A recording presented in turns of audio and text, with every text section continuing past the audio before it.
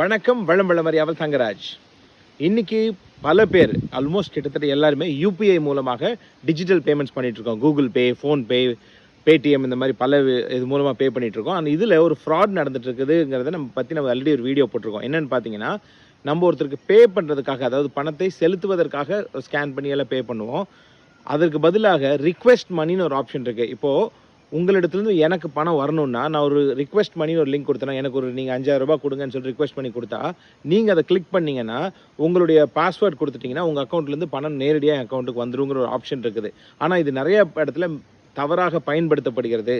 நிறைய பேர் பார்த்தீங்கன்னா, உங்களுக்கு தெரியாமல் அனுப்பிச்சிட்டேன் சார், எனக்கு திருப்பி கொடுங்க, ஒரு லிங்க் அனுப்பிச்சிருக்கேன், இந்த மாதிரி சொல்லி பல பேர் ஏமாற்றப்பட்டதுனால NPCI national payment corporation of India October 1 இந்த ஃபீச்சரை யூபிஐலேருந்து ரிமூவ் பண்ணுறாங்க. இனிமேல் அது இருக்காது, ரிக்வெஸ்ட் பண்ணிங்கிற ஆப்ஷன் இருக்காது. அதனால் யாருக்காவது நம்ம பே பண்ணால் ஸ்கேன் பண்ணியோ அல்லது அவங்க கொடுக்குற ரிக்வெஸ்ட் மட்டும் தான் பண்ணும். பிஸ்னஸ்க்கு இது அப்ளிகபிள் கிடையாது, B2Bக்கு. ஆனால் நேரடியான பரிவர்த்தனைக்கு இது ஒரு தடுக்கப்படுகிறது. இது ஒரு மிக பாதுகாப்பான விஷயம். இந்த மாதிரி தகவலை தெரிந்து கொள்ள பாருங்கள். நன்றி. வளமறியாவல்.